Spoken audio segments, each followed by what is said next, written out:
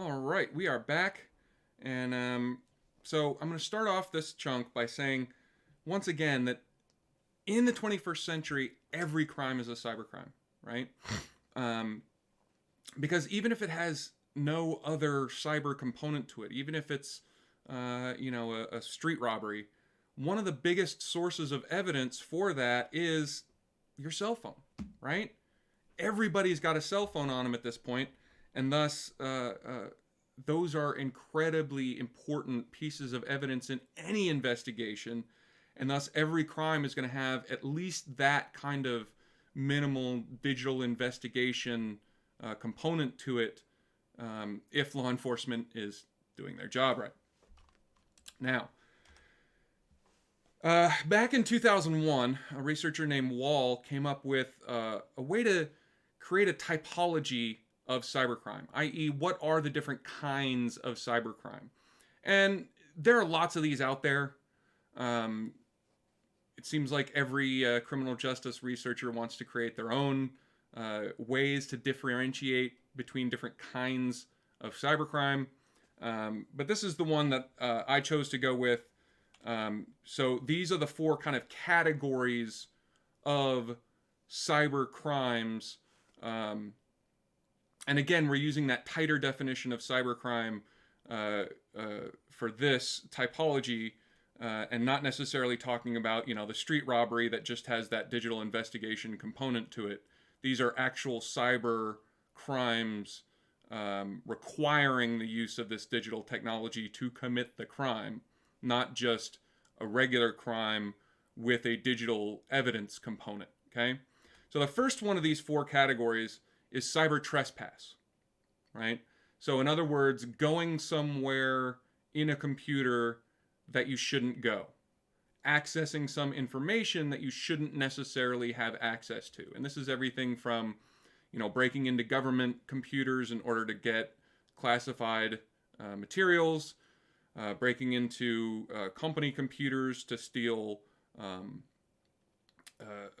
credit card numbers or business documents, the plans for the newest widget or whatever. But this can be difficult because sometimes it's difficult to understand ownership of entirely digital properties, entirely digital things, right? Sometimes it's fairly obvious. If I break into an IBM computer and steal their plan for their newest supercomputer, that's pretty clearly not mine. But there are other times when it's a little less obvious where the legal boundaries are, right? So, if I go to a web server and go to a website, but then access a part of that website that I'm not necessarily supposed to be able to get to, but the website was kind of set up poorly and it allowed me to access something that the creators of the website didn't intend to be accessible. Is that kind of their mistake, or is that me accessing something illegally? So it can be difficult to understand ownership of entirely digital properties and spaces. Now, the second category, according to Wall, is cyber deception and theft, right? This is where we illegally acquire something. This could be anything from, getting your username and password via pretending to be an administrator and asking you for your username and password, or sending you an email where you click on the wrong link and then give me your username and password.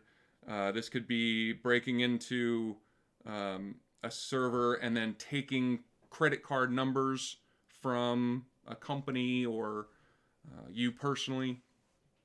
And then, of course, piracy, i.e., getting free copies of copyrighted material, movies, music, etc., without paying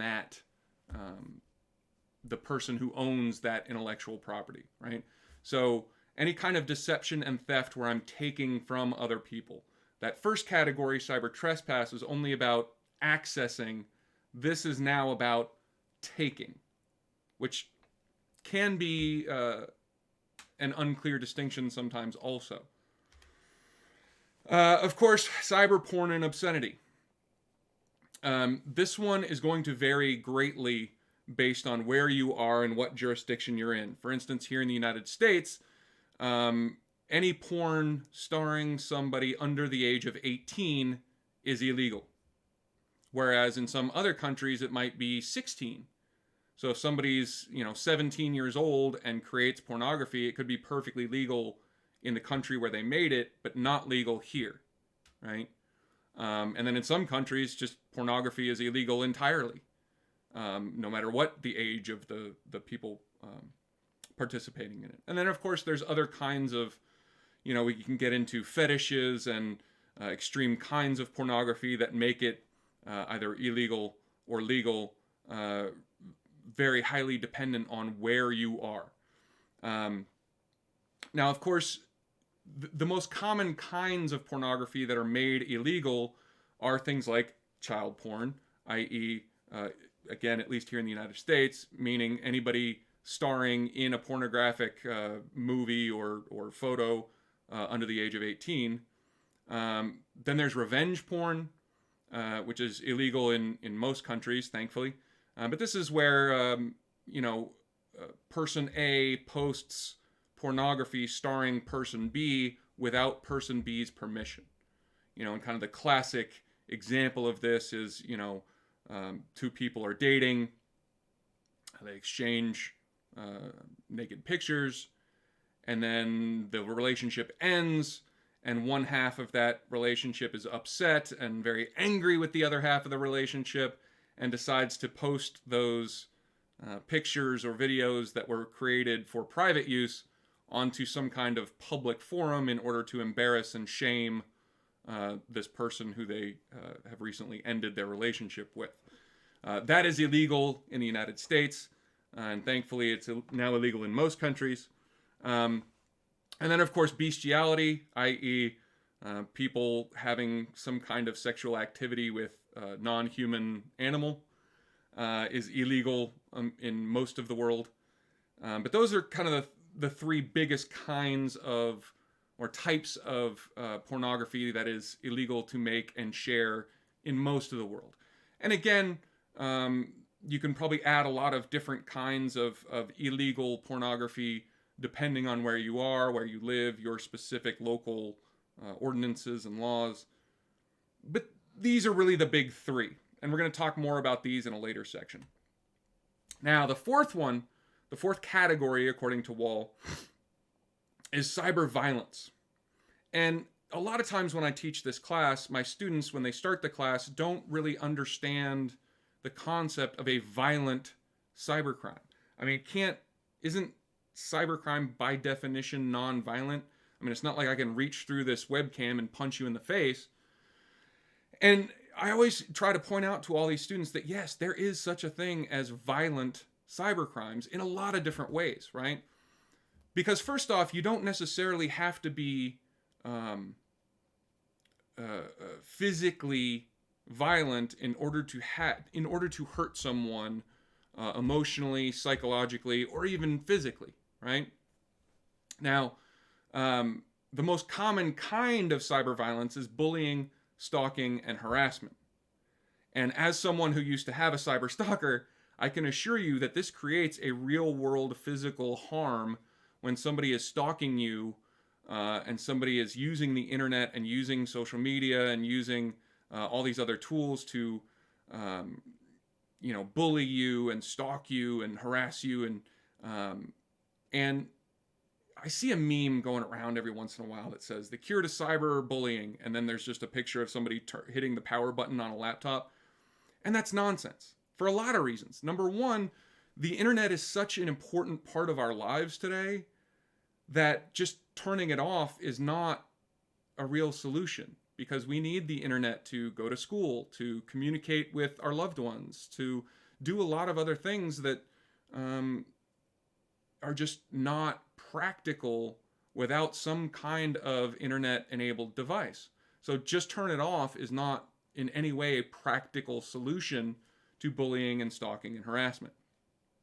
And the other part of that is that doesn't necessarily stop the bullying, right? If I'm a high school student and some bully creates a fake social media profile pretending to be me to post embarrassing and shameful and making fun of me and bullying me via that fake social media profile so that other students in my high school will see it, me turning off my computer isn't going to stop that. That fake social media profile is still going to be active. All my fellow students at my high school are still going to see it. I'm still going to face real world consequences when I attend that school. And, for adults, switch out workplace for school, and the same applies. So just because I turn off my computer doesn't stop the bullying, the stalking, the harassment, all those kinds of cyber violence, according to Wall. But then, of course, there's also cyber terrorism. Okay, luckily we haven't seen too much of this yet in the real world. We have seen a lot of it, but nowhere near kind of the nightmare scenario, right? So these days, basically everything is connected to the internet. Everything is digitized, from oil pipelines to power plants to hospital machinery. Everything is dependent on digital technology, and the vast majority of those devices are connected to some kind of network which is connected to the internet. So if you're a cyber terrorist, you can, spill millions of gallons of crude oil into nature reserves. You can,